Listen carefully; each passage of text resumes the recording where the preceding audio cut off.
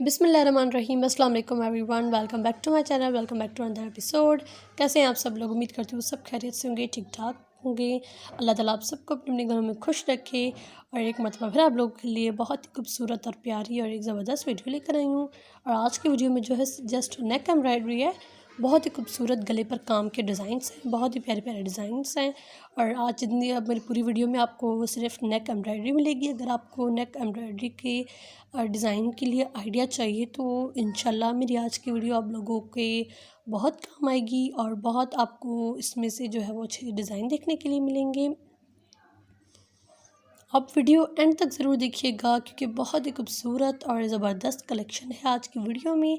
बहुत आप लोगों को पसंद भी आएंगे और सारे न्यू एंड लेटेस्ट डिज़ाइंस हैं, न्यू डिज़ाइंस हैं, बहुत ही खूबसूरत और प्यारे प्यारे डिज़ाइंस हैं।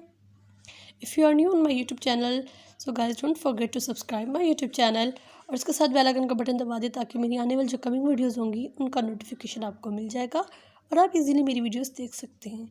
इससे पहले भी मैंने बहुत सारी हैंड एम्ब्रॉयडरी की जो है वीडियोस अपलोड की हुई हैं। अगर आपने वो नहीं देखी तो आप वो भी देखिए, आपको वो भी बहुत ज़्यादा पसंद आएंगी।